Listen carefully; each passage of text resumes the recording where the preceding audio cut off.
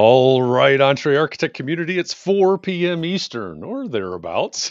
So it's time for the Entree Architect Context and Clarity live conversation for Thursday, April 28th, 2022. Thanks for joining us today. As you get here, say hi. Let us know that you're here and let us know where you're joining the conversation from. Where are you today?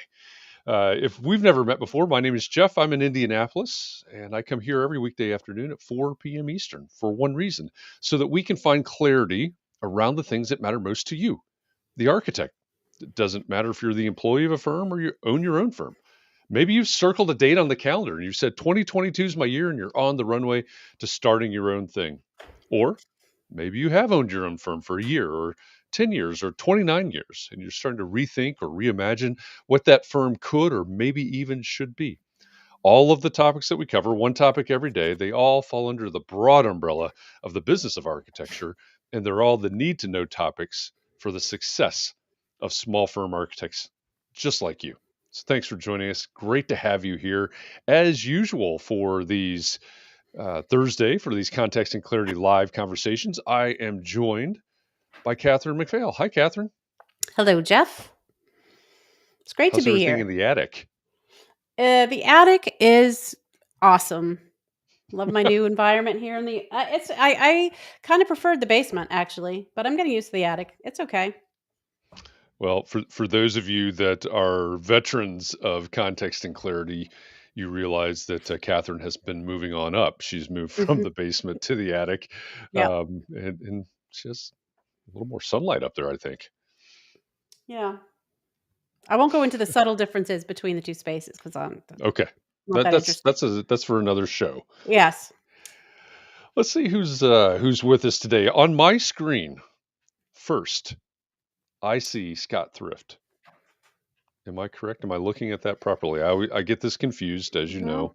It's backwards of It rolls backwards of what we're used to, Yeah. but I I see think Scott Thrift. I think Scott's first. All right. So if he's first in the room today, that means that he is the winner of today's John Kenny Memorial Crocheted Bathtub Award. For those of you that are new to Context and Clarity, we have several awards that we give away. One is for the first person into the room. Today, it's Scott Thrift. He's joining us through LinkedIn.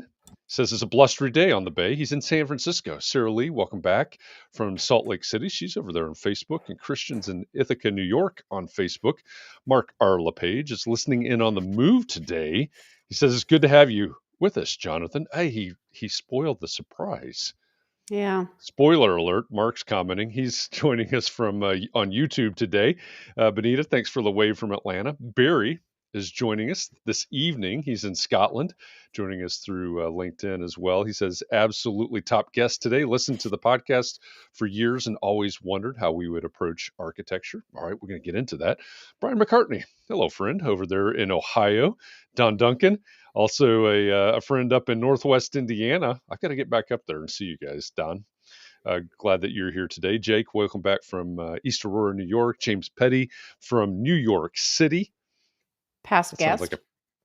he is a past guest. Yes, he's Hmm. a past Context and Clarity live guest. I was going to say that sounded just like a Pace Picante commercial there. And Caitlin, welcome from Harrisonburg, Virginia. Glad you're joining us as well. If you're out there on Facebook, or let me back up half a step. If you're new, first of all, welcome. Context and Clarity Live is streaming out right now to a number of places. It's going out to the Entree Architect Community Facebook group. It's going out to the Architects and Allies Facebook group. It's going to the Entree Architect YouTube channel and Entree Architect Twitch stream. Also, my Twitter feed and my LinkedIn profile. If you are on Facebook right now, that means that you're in a private group and there's Facebook rules regarding privacy, which mean that if you're commenting and your comments aren't showing up on the screen as you see it right now, it's probably because you haven't given Facebook permission to communicate with Restream, which is the platform that we use here for Context and Clarity Live. So the solution to all of your problems, and yes, I do mean all of your problems, is the URL that's in the bottom left-hand corner of the screen right now. It's chat.restream.io/FB, like Facebook. So if you type that into your browser Chrome or whatever it is that you use, chat.restream.io/FB. A couple of clicks later, you will have given Facebook permission to talk to Restream. All your problems will be solved and your comments will be showing up on the screen. As you see, like Jake, he's on Facebook and you see his comments, Siri, Christian, and others as well. So chat.restream.io/FB. If you say, hey, my question is not on the screen, that's the way to solve that problem. All right. Now, with that, I know that I have forgotten something. So what have I forgotten at this point? I don't think you have forgotten anything. Oh, there's something. There's got to Well, be something. honestly, I wasn't really listening, so maybe you No, did. that's I don't know. fair enough. Fair enough. I forgot to I'm just ask joking, Katharine Jeff. to listen. I'm going to listen That the whole was rest of the time. No, I don't think you forgot anything except for our okay. guest who's still backstage. Our guest is still back there. I imagine the peanut M&Ms have run out in the green room by now, so Mm. it's probably time to make our introduction. This again, this selfishly, I love context and clarity because I get to have these conversations every week, and I have described this before. We have our wish list. It's a tab on our spreadsheet. And this person has been in our wish list, our bucket list, if you will, for a while. And I am very, very happy to be able to have this conversation today. And so, first of all, thank you to all of you out there in context and clarity land, because without you, we wouldn't be having this conversation. So thanks for being a part of this community and showing up and making context and clarity a thing every week, so that I can introduce right now our guest, who is an author and a show host, even a bit of a cartoonist. He was once a slave to the hourly billing cycle. Today, he's out to rid the world of the time for money paradigm. He's the author of Hourly Billing is Nuts, the host of Ditching Hourly, and the artist behind the Ditcherville cartoon series. Jonathan Stark, welcome to Context and Clarity Live. Thanks for having me, and I appreciate the M&M's reference. It was very Van Halen reference for anybody who's right. brown M&M's. Yes, yeah, that is our traditional green room accoutrement, I suppose. Yeah, snacks. I'm that a are heavy back there metal for the guy from guests. way back. So awesome, love it.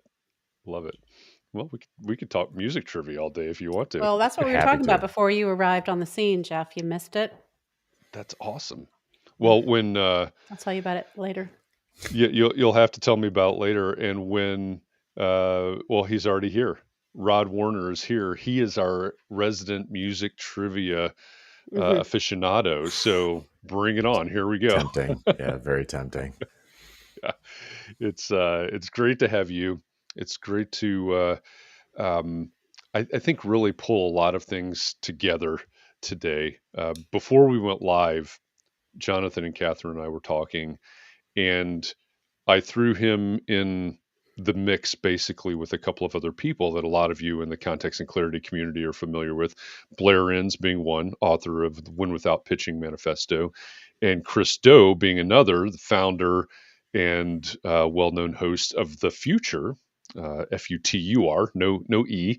But I think there's a lot of synergy between those three, Jonathan being one of those three. And so I'm really happy today to really get into this conversation about who knows what, but starting out maybe with this idea of value-based pricing. So maybe, and I mentioned paradigm shift earlier, but maybe what we need to do is start with the idea of what exactly does value-based pricing mean? Great.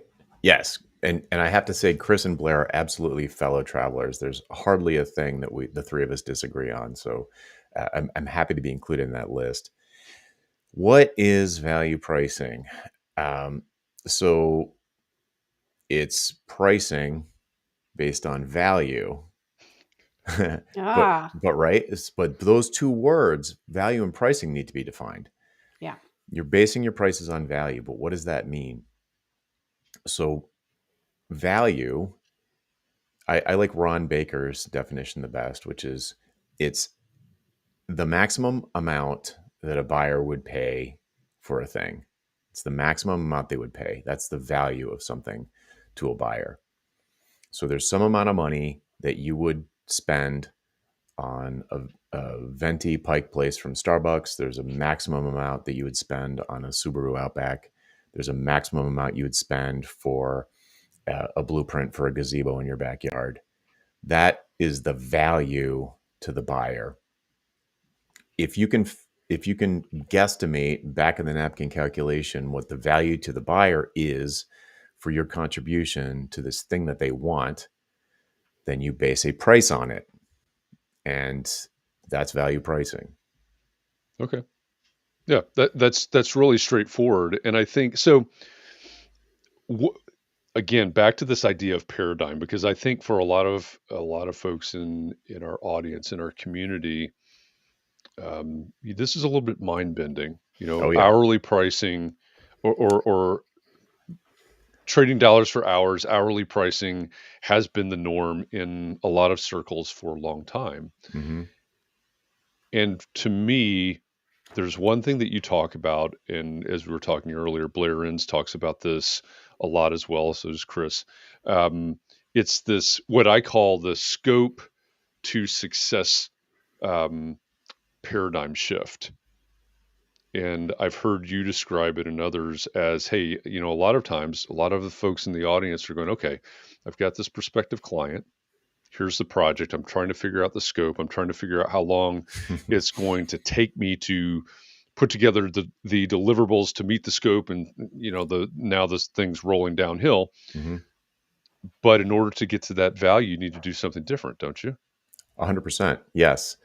And let me first agree with you that it's a complete mind shift. It is a 180-degree shift in your thinking, and it takes time and practice to get it right and to be able to execute what I call the why conversation when you're in a sales process with a possible client. It's a performance art. You need to practice it. You can read about it all day long, but you need to practice it before you get good at it. You don't just read about how to get good at guitar. You have to practice. So I'm the first to admit that hourly billing is way easier, but the ceiling is incredibly low with hourly billing in terms of growing your business. So if you want a way to explode your profits, value pricing is one way to do it. The next thing that I want to call out that you said, and I'm glad you did, you used the term hourly pricing. There's no such thing as hourly pricing. It's an oxymoron. Everybody that talks about this says that. I used to even confuse hourly pricing and value billing, those terms. Value billing doesn't make sense either. Value billing, that term makes no sense. So hourly pricing, if that makes sense to you, the listener, when you give someone an hourly price, assuming that it's an possible caveat here. Usually in my space, I'm from the software world. When somebody used to say, we'll give you an hourly based price, they weren't actually giving a price in the way that you would go into a Target and see the price for a lamp and it's like $39.95 and that's the price. It's actually an estimate of how many hours you think it's going to take multiplied by your hourly rate. That's not a price. It's an estimate. Unfortunately, no client on planet Earth will take that estimate as an estimate. They will take it as a price. Right. And if you exceed that estimate, they will start to freak out. So hourly pricing. So just the takeaway here, if you're thinking in terms of hourly pricing, you need to think about it some more. It's not a price, it's an estimate. And the reason why there's a million reasons why that's bad, which we can get into, but it needs to become a very conscious level thing for you to understand that an hourly estimate is not a price. So I hear you chuckling in the background. So it's like most people have probably had the experience of giving an hourly estimate and then exceeding that estimate and then having tough conversations with the client. And right. That's the difference. A price is presented to the client or the buyer in advance of them making a purchase decision. And then that price never changes. What if you went in and you said, how much is this car? And they said, it's $45,000. And you said, great, here you go. And they're like, actually, it's 60. 6 months later. Nobody likes that. All right. So how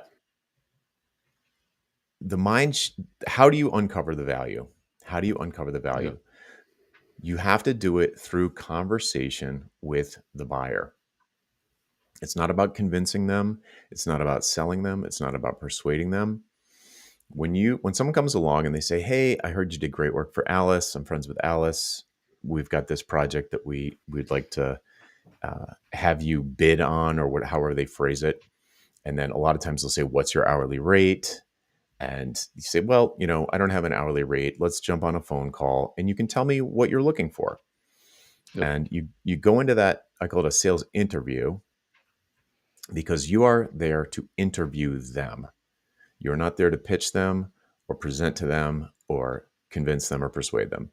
You're there to interview them. And the goal of the interview is to find out what they want, what they really want, uncover what they really want, not what they're asking for, what they really want, and get a sense of what it might be worth to someone like this in this situation. And I'll pause there, but once you have that, that's the value to the buyer. And if you can find so once you have that value, you set a price or possibly 3 prices, some options for them to choose from. And then once you have those prices, you would decide on a scope for yourself to propose at each one of those prices, which is the polar opposite of what most people do and what you described. Yes. It sounded like, which is that you take their self-diagnosis at face value. They want a landscape architect to come in and redesign their whole backyard so that it has this, that, and the other, and immediately jump into how long is this going to take me? What's going to be involved? They're solving the problem during the sales meeting, Right. trying to estimate how long it's going to be in terms of time and materials, probably in this case. And then they're going to come up with an estimate, a cost-based estimate instead of a value-based price. It's completely opposite. You mentioned a minute ago the why conversation, which I think this is the road we're headed down, right? So Yeah. what's the why conversation? It's a series of types of questions that you would ask a person who's interested in working with you to uncover why they really want this thing that they're asking for. What's the desired outcome? Whether it's a business to business transaction, you want, what's the business outcome, or it's a B2C, direct to consumer kind of engagement where you're doing, I don't know, something at somebody's house, and how do they want to feel when it's done? What's going to make them feel that way when it's done? What's that feeling worth to them? Is it some kind of, well, I won't even go, but it's like, is it going to be like a backyard pool thing where they want the grandkids to come and have this be the gathering place for the whole family? Like they can come and say, "Oh, we want a pool and we want a patio and we want this fence and we want the dogs to go over here and blah, blah, blah, blah, blah." But why? That's the why conversation. Because there's probably 100 ways to skin the cat. You want to make sure that the way you pick is going to achieve their goal, their outcome. It's going to satisfy them. So at the end of the engagement, they are thoroughly satisfied with your contribution to this desired outcome. And if you don't ask that, then you're left to best practices and assumptions. And that's where scope creep comes from. You deliver a bunch of stuff. It's like, that's not really what I was thinking. That's where all of that stuff comes from. So hourly billing can actually create scope creep in the first place. That's an interesting way to put it. I hadn't really thought about it that way, but I think it does all come back to the fact that many of us, to your point, many of us are not having that that sales interview process, right? We're not doing that diagnosis. I heard. I apologize for keep bringing this back to Blair Enns and Chris Doe, but I heard them on a podcast or something together, where Blair went as far to say is, if you are not diagnosing before prescribing, then, and he's talking to architects at this point, Yeah. If you are not diagnosing before prescribing, then you are you're guilty of malpractice. Yeah, I agree with that. Yeah. Especially if you're billing by the hour. It'd be one thing if you were fixed. So some people fix price, but not based on value. That's a different category. Mm-hmm. So that's a separate conversation. But if you are charging for time and materials and you start working before you know what they want, not what they asked for, but what they want at the end, the Yeah. outcome. If you start working, that's like a doctor just ripping out some scalpels and being like, "Oh, you say you got some chest pains? Let me dig around in here and see what I find." Malpractice. It's not a way that a professional would conduct themselves. And hourly billing encourages that kind of behavior. It encourages, I'm going to go on a rant if you don't reel me in, but Go for it it. encourages scope creep. It encourages lowballing on estimates, which leads to going over budget, going over deadlines. It leads to micromanagement from the client. Once that happens, it leads to bad client relationships. It leads to no testimonials or lame testimonials. If you start, imagine if every client engagement ended with a rave review on your website, just like you absolutely have to hire this person. They are the literal best. I couldn't be happier. It was expensive, but it was worth every penny. Imagine if every single client engagement ended like that. Would that be good for your business? I think everyone would say yes. Absolutely. Yep. Yeah. Mm-hmm. So how do you do that? You do that by starting out, finding out what will satisfy the client.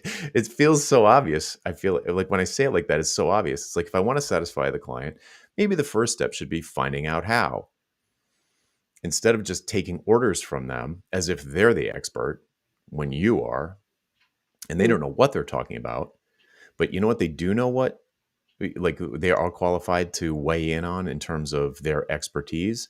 They are qualified to say what will make them happy. Do they want to feel? What will make them feel that way? And you talk about it at this very high level. It's much, much higher level than a scopy, granular conversation about how many patio stones we're going to put down, or like how many bathrooms you want. It's not about that. It's like, how do they want to feel when you're done?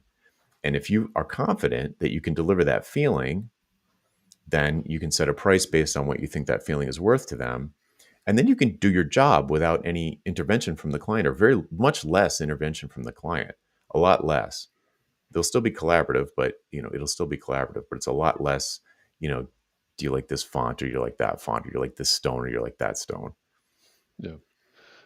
I think, and Katharine, correct me if I'm wrong here, but I think a lot of people in the architectural world, their fear with ideas like this, right? I've got to come up with a price, and that price is going to be, I don't know, it's $100,000 just for a round number. What if I come up with that price, the client agrees to that price, and then I lose my shirt because it takes a lot longer. I didn't consider this, I didn't consider that, and so on and so forth. So I think there's a lot of fear on this side of, whoa, what if I come up with that price and it's not a profitable price, or even a break-even price for that matter. How do you speak to that? So in my world, software development, there's no such thing as materials. So I don't know how Sure. much that plays. You actually can't lose money. You really can't. It's impossible to lose money. So if you're a straight up architect and you're not a builder, and you're not doing the design build thing, and actually get in your quote, like, you tell me, in an architect's quote, would it include like wood, like lumber and paving? No, it Okay. doesn't include any of Right. that stuff. So you Yeah. can't actually lose money, right? Like, how would you lose money? Well, meaning, like, instead of it taking $100,000, would be hard to lose money on that one. So let's Right. just say it's Exactly. 10,000. Okay, let's say it's 10,000, because Mhm. that seems like a lot of money. So this is like, for me, that I feel like, well, that client's going to think 10,000 is already too much. So then I'll tell them 10,000, even though in terms of my hourly rate, it's going to be a $20,000 job. But I said 10,000 because I feel bad for them and they don't have that much money. So that's what I did. And then I'm mad by the time it gets to be like $15,000 worth of time. Uh-huh. You know what I mean? Well, the problem there is not value pricing. No. There are a lot of problems there, but The that would be problem my there is example. you're undercutting your own value. Right. So So how do we determine our own value? you ask the client. How do we do that? You ask the why conversation. Oh, the why conversation. But then, like, let's say you get to why, and an example of why would be, I want my friends to admire me. Mm-hmm. Okay, so that's what Yep. they're going for.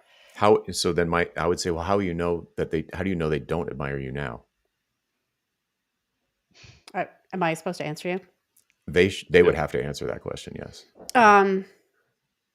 Because I don't hear that they're talking about how great my house is.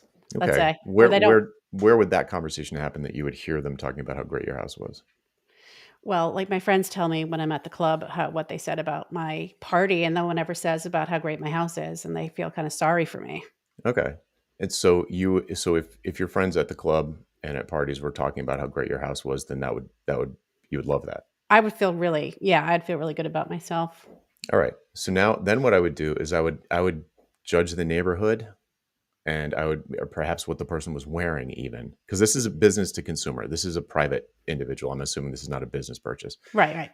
So I would be interested in what kind of car they were buying. I would be interested in what kind of luxury purchases this person was into. And I could start to make a calculation. You're just looking at their property. You'd be able to know they spent $1 million on this lot, or this house on this lot, and no one's bragging about it, or no one's jealous of it. So they want people to be jealous of their house. Yeah. So, because they're kind of a small person like that. But yes, that's what they want. Well, that's a good example because it's pure feelings.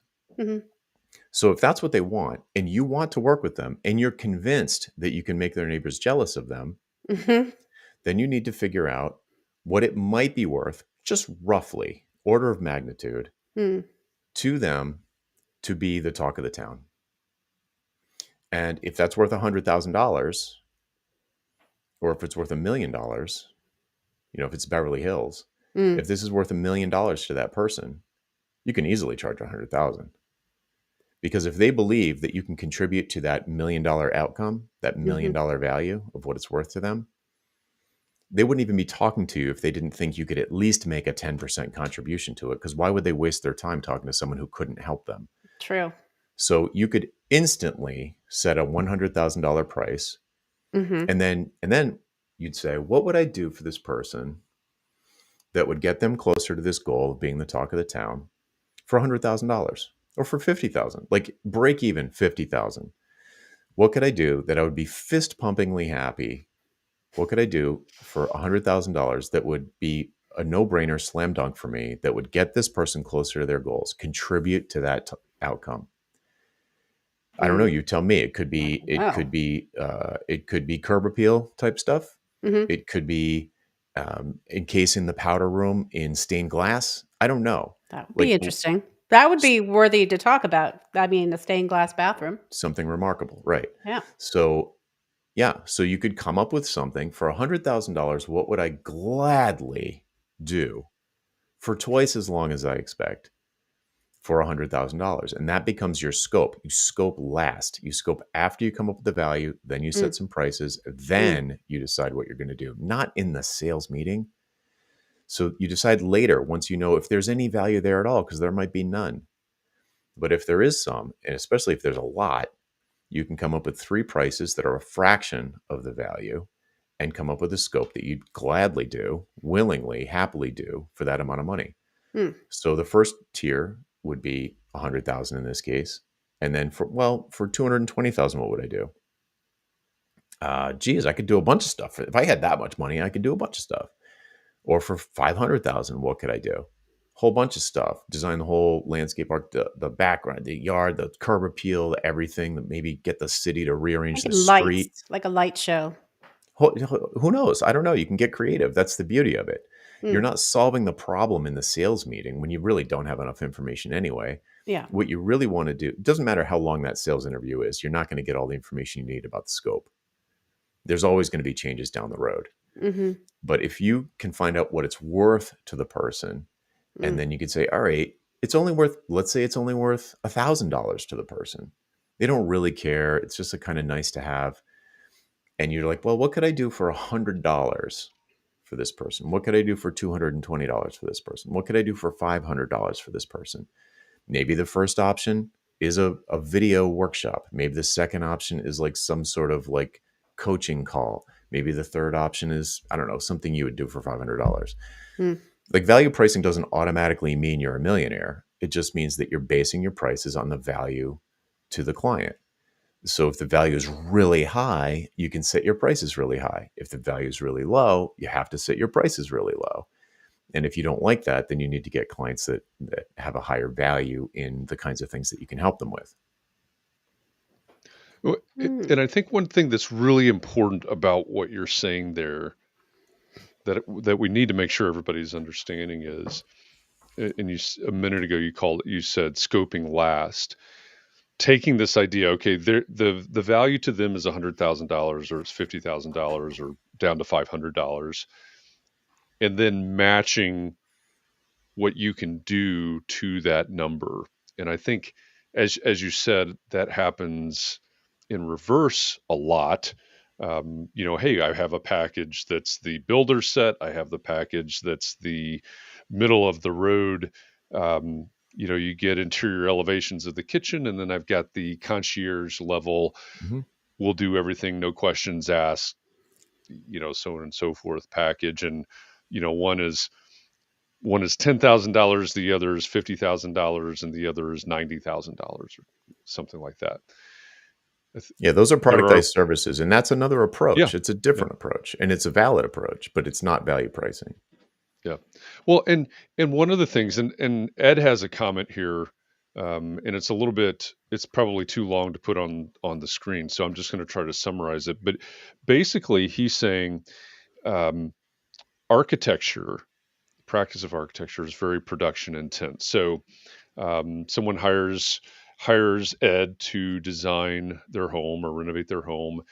He not only has to figure out how to satisfy their real needs, but then he's got to figure out, okay, what's it going to take to put together all the drawings and submittals and all the things that go with that. And this is a pretty common mindset, a pretty common comment. What do I do? Because I don't know at the very beginning what really it's going to take to do all of these drawings and all the submittals and all the deliverables and all that. So that's why I charge hourly. Right. So think of it. So just there's so many things going on in this comment, and it is very common. So I appreciate the comment. Yeah. The first thing is you're unwilling. You're the professional, by the way. You're the one that knows about submittals and drawings and all of this other stuff, but you're asking the client to take all of that risk. That's what hourly billing does. You're like, I'm the professional, but I don't know what's going to happen. So you take all the risk, client. I don't like to operate that way. And I don't think people here actually would prefer to operate that way if they had an alternative.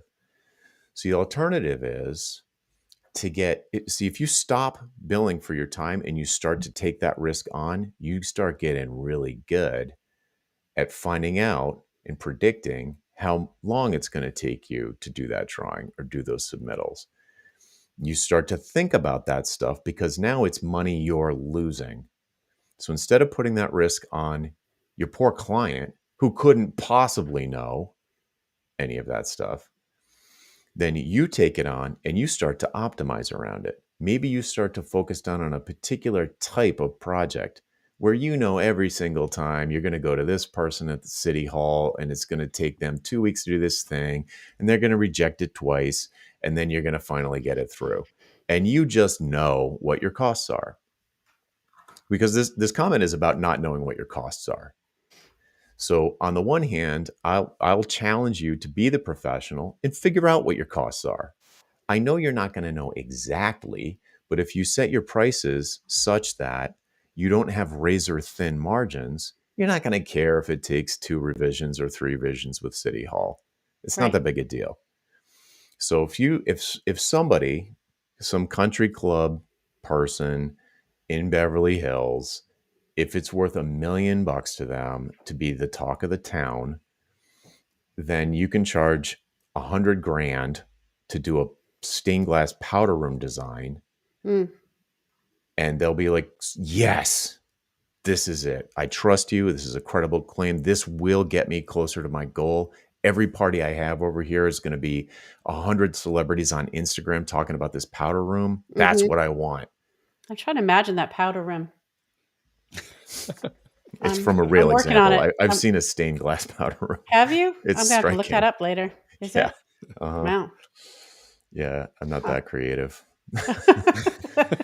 But this is so the question comes from a place of scarcity. It comes from a place of tight margins. It comes from a place of fighting with clients about going over budget.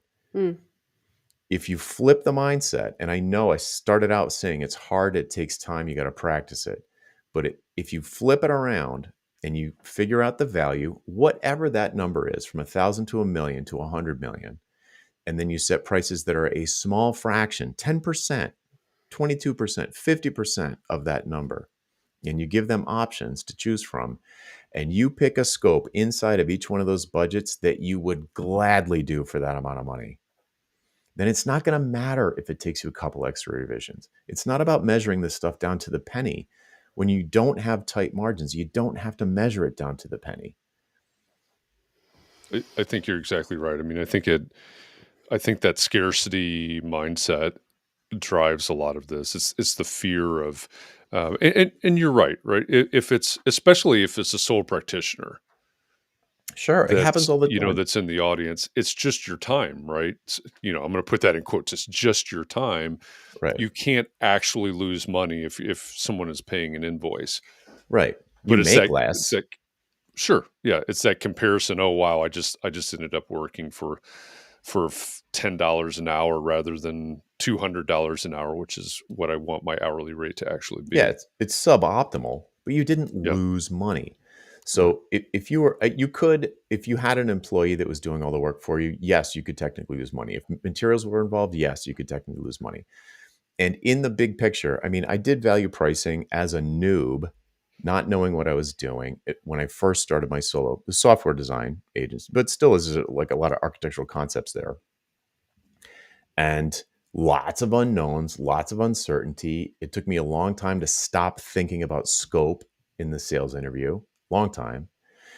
And still, when things took longer than I expected, I made an effective hourly rate that was a little bit lower. But the thing that you don't realize is that the nature of the client relationship is so much better when, okay, you take a little bit of a hit in your effective hourly rate. Like you could have made more if it didn't, go a little bit sideways. But the difference between dealing with a client who's not paying more money every time there's some kind of surprise versus working with someone who is paying more money every time you, the expert, didn't predict something, all of a sudden, your client relationships are a dream. You're just making a little bit less than you thought you were going to. But nobody's yelling at you. You're not getting all caps emails every morning. They're totally chill. They're like, oh, that's too bad you found a rock where we were planning a giant boulder where we were planning on putting the pool, but I'm sure you'll figure it out. And you're like, yeah, I guess I will. There's just no fighting. There's no fighting anymore. So it's dramatic improvement in quality of life, even if you screw it up a couple of times. And I only had one bad one in my entire career, 15, 20 years. And it really wasn't even that bad. Yeah. I think what you're saying there cannot be overstated because, in this world, in professional services world, architects, attorneys, and so on and so forth, the repeat client and referral, what's the word that I want? Repeat clients and referrals are the name of the game, right? If I were to go down, and I don't know, it looks like we've got 20 or 30 people in the room right now. If I were to go down to every person in this room and say, okay, what percentage of your work comes from repeat clients and or referrals, the percentage would be extremely high. And what you're talking about right now is something that I really appreciate because we're talking about, on some level, yes, we're talking about pricing, and profit and all these things, but we're also talking about client experience. And one of the things that I say when I work with my clients all the time is when we're talking about money, whether it's the proposal, hey, you had this conversation, you had this interview, you diagnosed and you present this proposal, or it's somewhere during the course of the project. If there's a surprise when it comes to money, it's never a good thing. Mm. So this idea of, I keep coming back to concierge level because I think that kind of fits into what you're talking about.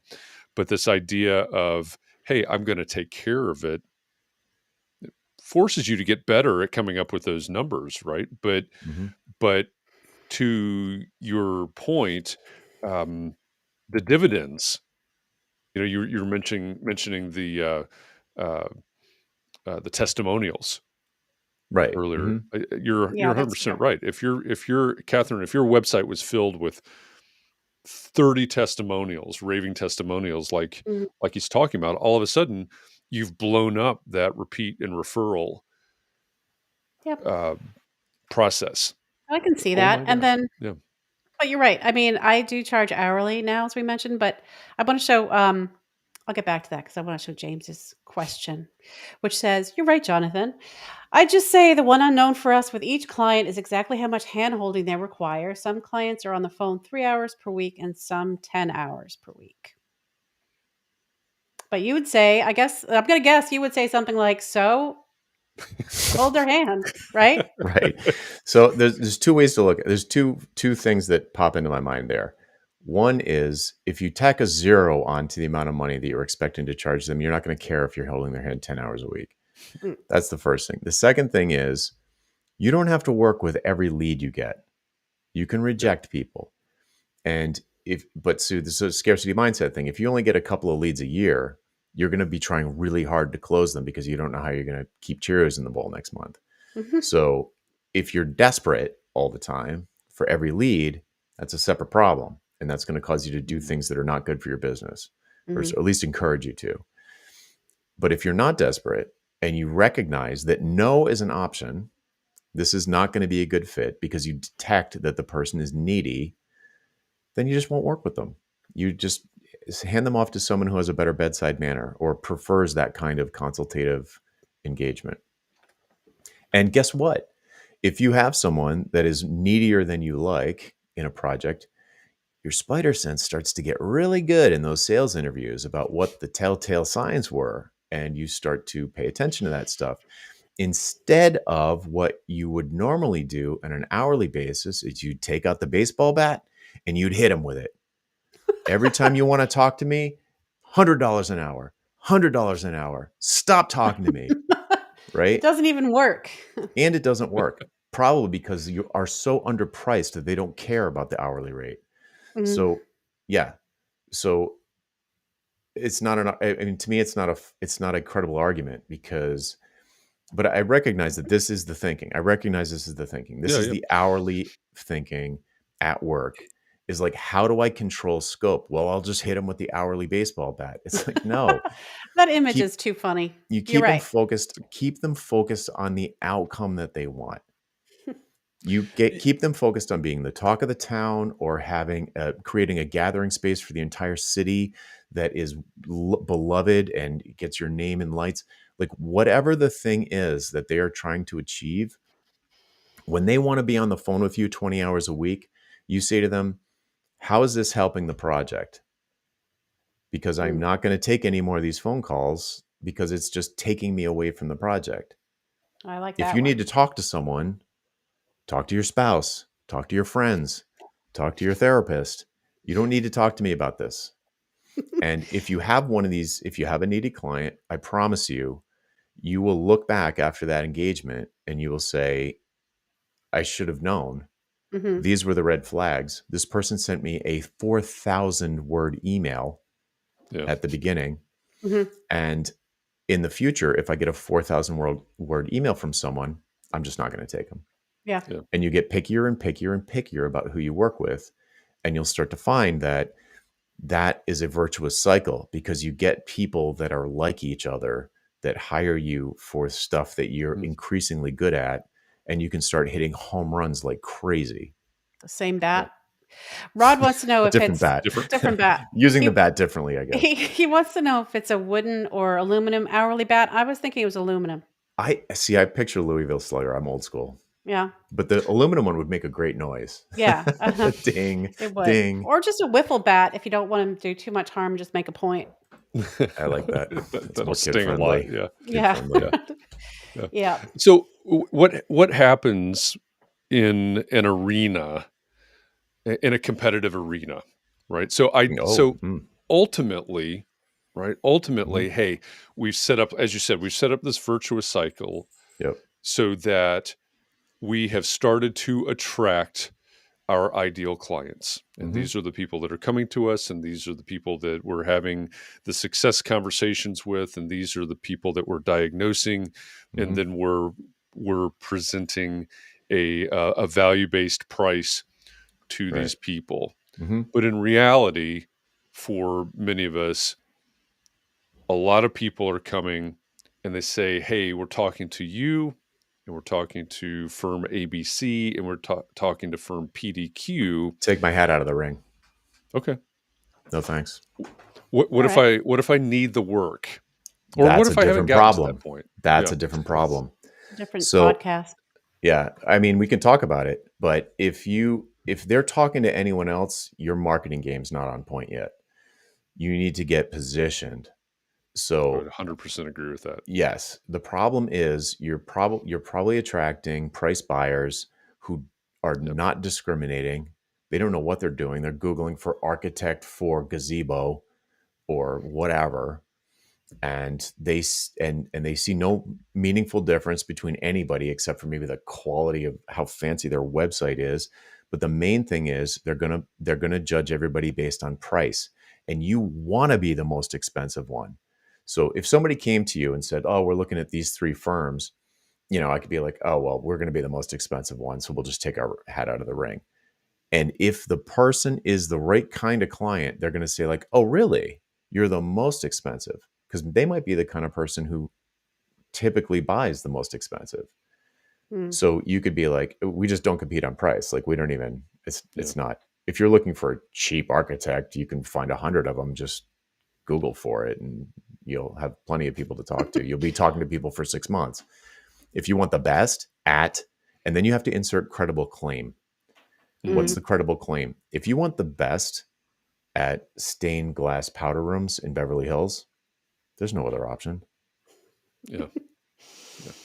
It is important for everybody to understand, and I know this ruffles some feathers every time I say this, but it's important for everybody to understand that the general public out there assumes that all architects, and that may be licensed and people that don't have license, people that they think are architects because they don't understand the legal definition, but they are assuming that everyone is equally qualified. Of course. And yes. That's their starting point. It's not yours, but it's as their an starting point. Amateur. Yeah. I wouldn't know the difference between a good and a bad architect until it was too late. Right. It's too late. Have you ever hired an architect? Never. Christian once, never. How much would you pay an architect? I have no need for an architect, so 0. So we're not going to go for the why questions. No. Well, I could go a fraction of 0 for you. All right. Look, we'll go with Ed's question instead. Ed says, why can't my attorney and therapist figure out the cost for their services? Because the problem is not well defined and therefore it's difficult to know how to solve. Hence, they put the risk on the client and charge hourly. What's the question though? Yes, that's true. The question is, why can't they figure it out? I don't know. They should listen to my podcast. What are they there to solve? What does the client want? It boils down to what the client wants. And if you can't confidently deliver the outcome that the client wants, you shouldn't take their money. If you are confident that you can deliver what the client wants, then it's okay to take their money, but you better dang well deliver it. Right. And you might, and if it turns out that you were wrong 1 out of 10 times, sometimes you give the money back. Sometimes you make it right. Sometimes you work for a year instead of 2 years instead of 1 year. because you want to find out how you screwed it up and never do it again. Mhm. But if you're an expert at what you do, you're actually good. If you're actually good at what you do and you know what you're talking about, Mhm. then you should be able to at least hit a double once in a while, right? If you can't hit a double once in a while, maybe you're not as good as you think you are. Mm. Or maybe you're not finding out where the outfield is. Like maybe you're facing the wrong way. You're like backwards on home Like plate. all these baseball things, I'm not really I'm not even a following what you're sports guy. talking I don't about, but even you know know. who loves baseball is Jeff Echols over here. That's Okay. his I'm not thing. even, I'm totally no sports ball here at all. I don't know. It's a good thing you said that because we were about to go down the baseball road. Yeah, I know I was nothing. sensing that. My spidey senses told me that. So Rod says that there needs to be a Tinder for architect-client interaction, which would be kind of interesting. Okay. I almost want to explore that because what would you put on your profile? There's like, I guess you could. Long walks on the beach. I can deliver that, you know? Well, so let's go down that road a minute because, Okay. you know, going back to what you said a minute ago when I asked about competition, right? And you talked Yeah. about Yeah. positioning, Yeah. right? If everyone in the audience right now and everybody that watches or listens to this in the future were to say, okay, if the way that people hired architects suddenly turned into some version of Tinder, the app, Mm-hmm. what would my profile say? Because then all of a sudden that positioning, right, and the brand, the messaging Yeah. becomes vitally important because people are scrolling. I don't know that this is really any different than what's currently happening, but it's consolidated in an app and people are scrolling and they're swiping left and right. And I don't know which way How do is you the know way about that this, you Jeff? want. Yeah, I know. Yeah, I don't know which direction you want them to Disclaimer, swipe. never seen Tinder. Don't know what you're talking about. Right. How would you grab their attention? Exactly. How would you get swiped on in a positive way?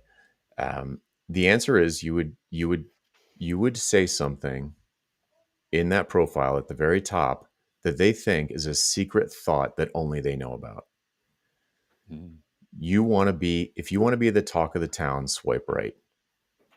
If you know, or you could say like, I'm the $1 million doghouse architect. I'm the doghouse mansion architect. I'm the Beverly Hills, I don't know, powder room.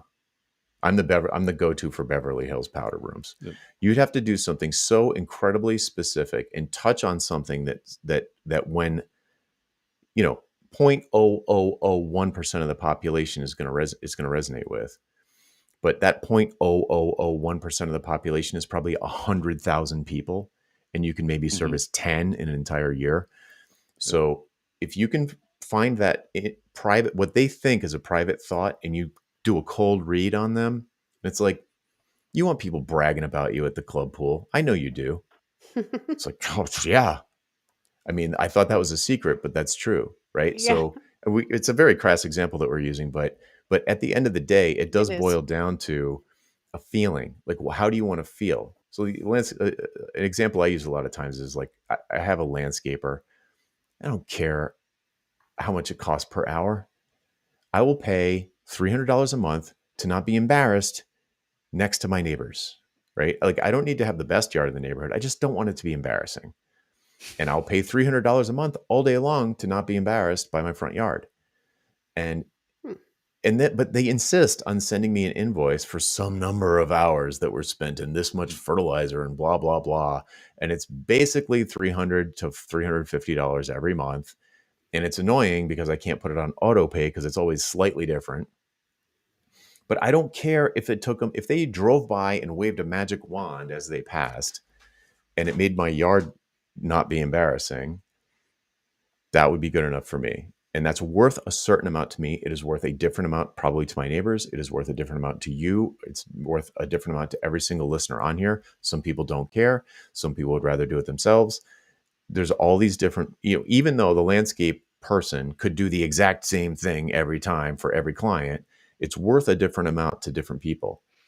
So what we're talking about here is getting into the idea of pricing it that way and saying, in the Tinder example, and saying the thing that your ideal client wants the most, that they don't even think it, they think they're the only one. It's like a private thought. That will stop them dead in their tracks, and they'll say, Eureka, this service, this architect or whatever, that's it. I'm not even looking for anyone else. Yep. And I love that. And I love that example. I don't care if it's crass because selfishly, because now you're 100% into my realm, but a week or two ago, a few weeks ago, maybe we talked to Michael Port, who's the author of Book Yourself Solid. Love that book. Love it. We talk a lot about Donald Miller's Building a Story brand, of course, Blairens and others and others and others. Yep. And it all comes back to this idea of who is your ideal client, and then having these conversations with your ideal client, with these right people, to figure out what they do actually want and value, the result of your work, and being able to base your pricing on that. Yeah. It gives you ESP. Imagine if you went into every sales interview with ESP, right? You can start to do, there's a guy named Oren Klaff who has a book called Pitch Anything, which I've got, it's not my favorite approach, but his approach is not my favorite. But he has a concept called a cold read, which I love. I would say it's like the black belt level of the why conversation. It's where you don't even need to have the why conversation. You walk in and they say, "Hey, thanks for coming in," and you're like, "Stop right there. Let me tell you what's going on with your business." And you don't have to be a jerk like that, but he would. But you don't have to be like that. But you could just be like, "Let me guess. You've got $50,000 a month of payroll. You're up nights figuring out how to pay it. You've swiped your credit card through your own machine so that you can make payroll. You are trying to figure out which person you're going to fire. You're trying to figure out how you're going to say it.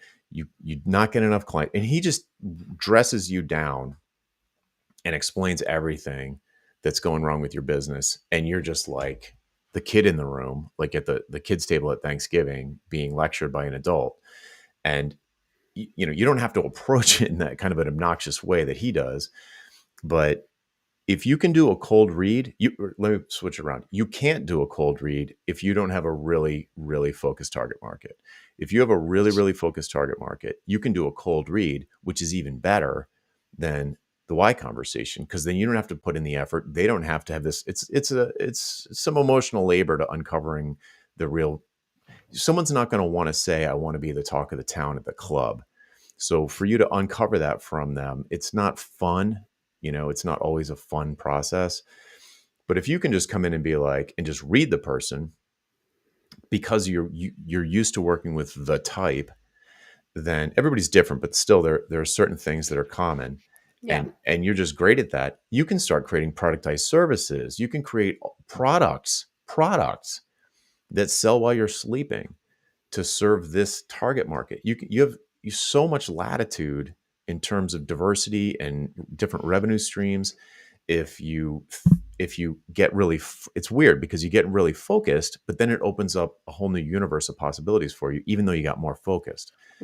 So if you can do that, then it gives you ESP, and it's very easy to write things like headlines for your Tinder profile, your architect, your entree Tinder.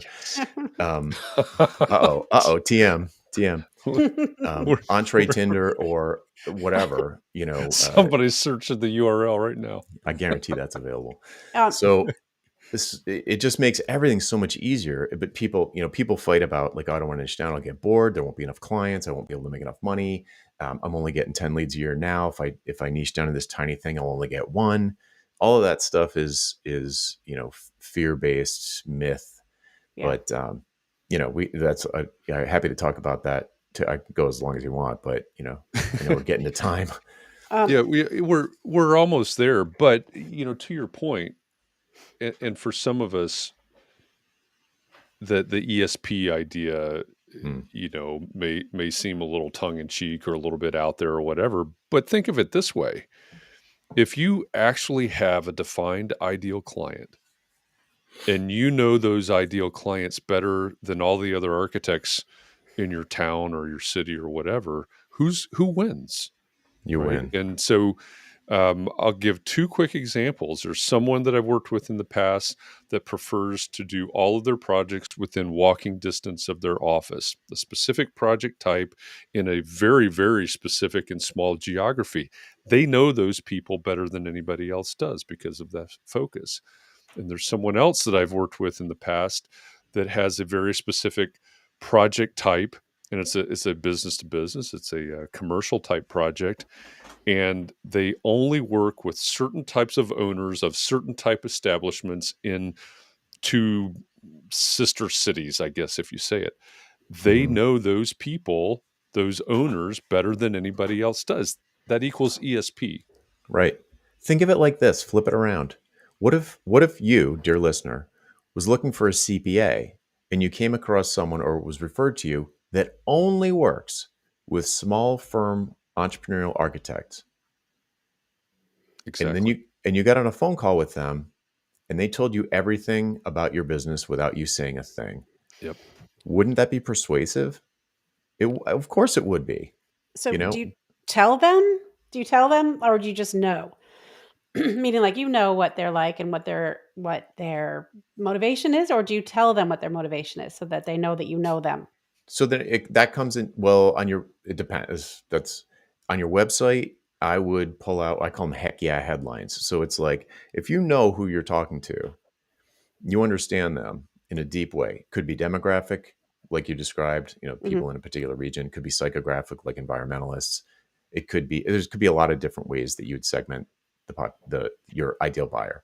Could be whatever. There's a million ways. But once you pick one, you find one. Especially, I prefer to like have people pick one they like people they like Mm-hmm. to work with, because like it's going to be a big part of your life. You might as well like the people you work with, and then create a heck yeah headline for your website, your social media, your email signature.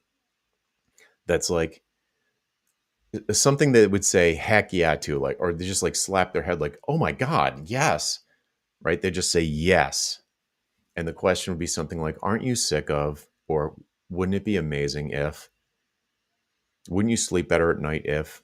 It's like the classic old school advertising marketing approach, but it completely works because you think that this anonymous website is it's not that you think it's reading your mind, but it's like it did read your mind. Yeah. And I have people, when I first started out, I was specifically focused on software developers. And so I'd have these like hilarious, people would email me and they say like, I was, you nailed us so hard on that homepage that I was laughing out loud, and I shared it with my boss because you just completely had our ticket. And like, I never even spoke to these people, but my website, I just talked to 100 people in this situation, 1,000 people in this situation. And after you do that, you can pretty much know, like, I know that some of these comments are classic, anti-value pricing or anti-fixed pricing comments. Like I know the argument that's going to come next, and the arguments that come next and next and next and next, because I picked a particular kind of buyer, a particular kind of target market. And if you can do that on your website, then yeah, I would just spell it out and be like, hey, let me guess. You're suffering from these sorts of symptoms. Yep. And you would love it if the opposite were true. And here are a few ways that I can help you get from where you are to where you want to be. It's very straightforward. If I was having a conversation with them, then it comes down to communication style and communication skills and how you are, how you want to be, how you want to relate to your clients. So my personal approach is I usually define as polite but firm, where I have boundaries and I am going to push back the same way a doctor would be like, no, I'm not giving you a triple bypass without an examination first.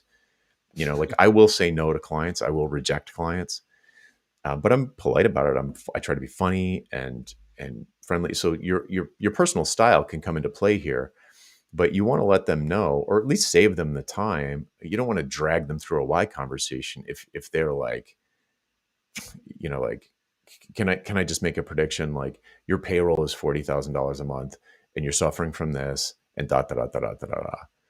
You could be wrong. They could say, no, it's not. And then you're like, uh-oh, this might not be an ideal client. But if an ideal client comes along, they should say yes to all of those things. and then boom, they're not looking for somebody else. Yeah. Well, and also to your point, it's a conversation, right? Sure. So Yeah. you present these things. They could say, well, no, it's this. And then you can respond to that, right? Yes. You've touched on, and I realize we're past the top of the hour, so apologies to everybody out there, but you've touched on the why conversation a number of times, and we've never really defined it. Classically, there's 3 questions in the why, or yeah, 3 I think categories. 3 categories. What are the 3 categories? Why this? Why now? And why me? And so the sort of archetypal why this question is, why not do this? And just let them sit with that. It's very open-ended. Why not do this? Like, this is going to be expensive. It's going to take a year out of your life or whatever. Why not do it? Like, Why what are you not really going to gain not? here? Why not? I'm writing that down. Why not do? Why now? The why now question, I'd say the archetypal question here is, what changed that made this a priority? Yep. But there, you could phrase it 100 ways. You know, I have literally, I do a workshop on writing proposals, and I have like a list of, 5 or 10 different types of why, of each of the why questions. It's just, it's your personality. You can bring it in. It doesn't have to be why. It could be how. It could be what. But essentially, what you're trying to find out is why this needs to be done in this manner, why it needs to be done now, if it does. And then the last one is, why would you hire someone expensive like me to do it? Why don't you just do your own blueprint, or take a college course, or buy a blueprint online? Why would you hire someone to make a custom, someone like me, who you know is going to be the most expensive approach to do this thing for you? And that's the one that people have the most difficulty actually doing. They'll say this why conversation might be something to this, and then they chicken out on the why me question. Yeah. Because they want the work too badly. Right. Why? Right. I'm going to have to practice that 40 times in order to be able to say that out loud to someone. Yes. And that's normal. Yeah. But think of what happens if you don't ask. I'm against the word persuasion. I don't think you should ever persuade a customer. But in that live one-on-one situation, you are going to be at your most persuasive. You're going to be the information that you can get in the real-time format is going to be at the maximum. If you don't ask that question, then when you're writing your proposal, if that's the next step for the way you do your business, you're going to have to do it there. And then you're just going to be needy. In the proposal, you're going to be like, well, I don't know why they don't hire someone cheaper. It's like, so then you're just going to be trying to justify your fees. And instead of doing that, you'll just lower them. So if you find out in a conversation, if you find out that they can't just go buy a blueprint, or they don't have the time to go take an architecture course or get certified, or they don't have a cousin Vinny who's a home designer or an interior designer that could maybe do a pretty good job, he's thinking about becoming an architect. If all of those things are ruled out, you can take those reasons and put them right on the page and say, you can't hire your cousin Vinny. You don't want to go take a course. You can't buy a blueprint online. So you're left with me. Yeah. Right. Or at least someone expensive like me. So then it's down to positioning. Like, why would they hire you when they could hire someone else expensive like you? And it's like, well, because you're the doghouse mansion person. Yeah. Well, we like cat mansions around context and clarity. Cat mansion? Oh, that's much better. That's much better. I'm going to use that from now on. Cat mansion. We talk about those. That's much better. Well, and I think it's also another way to look at the why me part of it. The why me question archetype is also, okay, why me? Why did you come to me? Why did you call me? Well, Alice said that you did a great job. I heard at the club that when it comes to stained glass powder rooms, you're the person to talk to. And exactly as you just said, that can go right into the proposal, right? They just told you exactly why they needed to talk to you, and you can reinforce that. a lot of in that version, a lot of the answers become social proof, I suppose. Yeah, But it's that's powerful. some kind of credibility, indicator. A lot of times for this, I think it would be for B2C, it's usually social proof. For B2B, it's usually some kind of measurable business results. Yeah, agreed. Yeah. So in my proposals, I have a section called the Situation Appraisal right at the beginning, and it's where they are, where they want to be, what their desired outcome is, and why they reached out to you and what they think your contribution is going to be. It's like 3 simple paragraphs. And I like it when it's so clear that you could hand that proposal to literally anybody with a high school education, and they would be like, yeah, this seems reasonable. It seems like, because it's got all the information. So even the client was in the phone call, but they might show it to their spouse or to their business partner and be like, does this really make sense? You want it to be like so plain and obvious that you are the right choice and this is the right thing to do, and all of that anyone reading it would be like, yeah, this seems reasonable. Yeah. So I know I'm kind of scanning the comments over here, and I know we knew this before we even got to this conversation today, that this is some of the things that we're talking about here are very challenging, and new ways to think about doing business, thinking about your clients, your work, your fees, your profit, all of those things. So if there's someone in the audience that has realized that they need to learn more, that they need to practice these things, what can they do? Where do they need to go? Yeah, I mean, the best place to go is valuepricingbootcamp.com, because it's a sign up for a 6-day email course on value pricing. There are other pricing methods that I espouse, but that's the one we've been talking about the most today. And that goes into deep dive on 6 different topics around value pricing. And it comes from my personal email. So you can reply to anything and pick up the conversation with me there. Did you say 60 days or 6 days? 6. I might have said 60. It's only 6. No, I might have hoped it was 60 days. That might be how long it might take me to. No, see, I try to deliver value fast, not slow. So. Right. A lot of hand holding with me. Maybe I should have. No, only 6. I'm sorry. But then you'll end up on my daily list, which I've been writing every single day since 2016. So, and it's all around these same topics: positioning, publishing, pricing, productized services, all the P words. Yeah. Perfect. Well, that sounds great.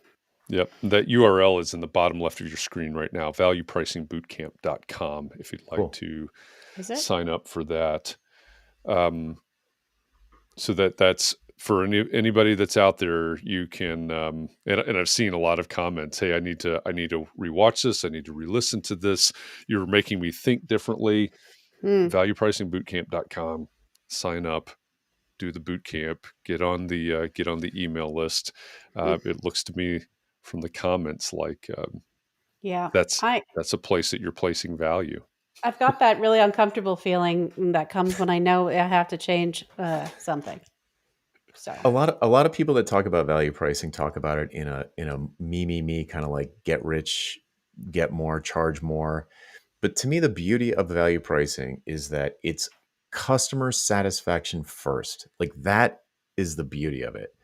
So but it's really hard to shift your mindset away from like, but what if I get killed? What if it takes twice as long? It's hard. It feels risky, and it is risky, but there's a huge reward for that risk.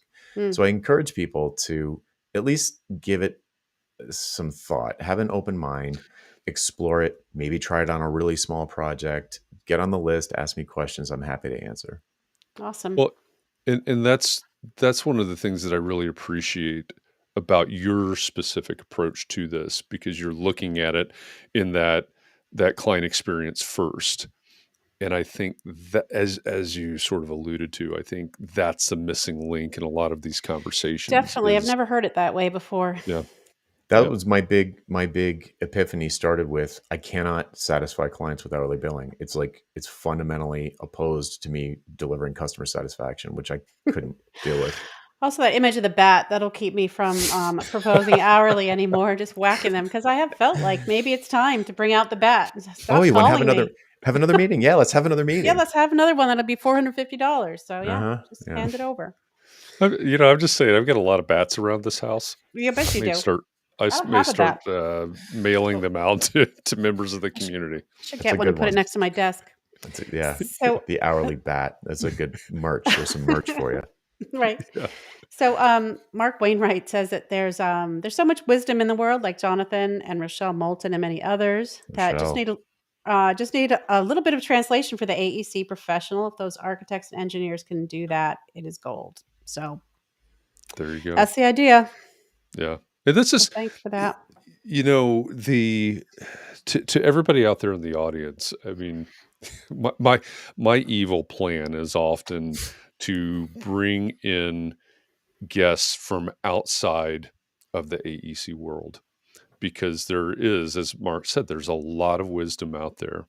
Mm-hmm. There's an awful lot of us in this arena that do things. We may not ever say this. We may hate it when we hear people say this, but this is the way it's always been done.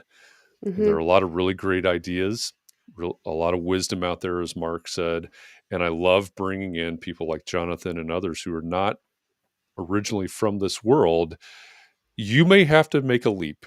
You may have to trust a little bit and figure some things out. But there is, again, I'm going to steal Mark's words right there. There's a lot of gold in this conversation.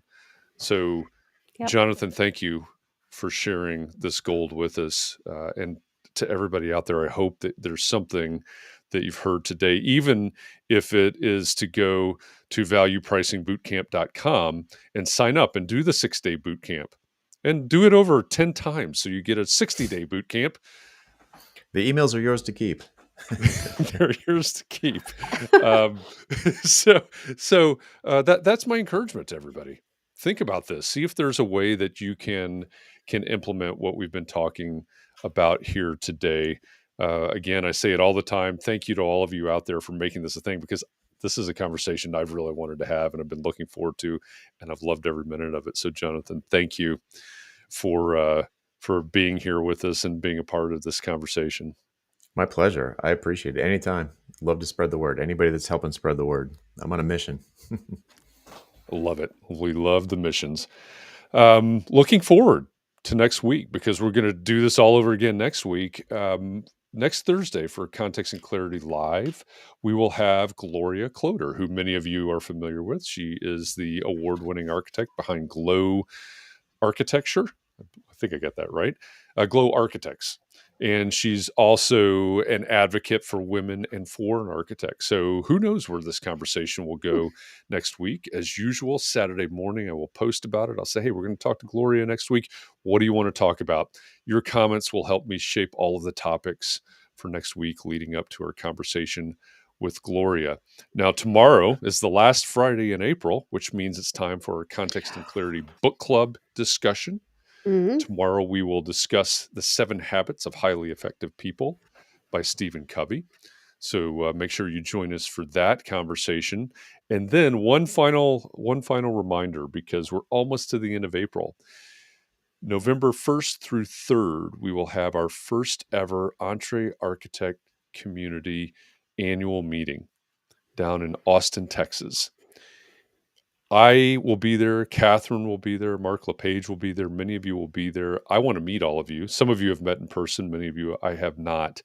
If you have any desire, any inclination, any plans to go to that, make sure you register before the end of April, because that's when the discounts go away. It's like tomorrow. I want you to take advantage of the discount. So make sure you sign up and take advantage of those, because after that, it opens up to everybody. The discounts go away, and why pay more? Why pay more? Just pay what you value. Let's say Value it price. that way. All right. With that, everybody, again, thank you. Thank you, Katharine, for co-hosting this conversation with me today. Everybody, thanks. Take a little bit of time to breathe and relax. Find a way to get rejuvenated, because we're going to do this all over again tomorrow and next week. So take care of yourself. Be well. Stay safe. Keep those around you safe and well. And I hope that I'll see you somewhere sometime soon. Thanks, everybody.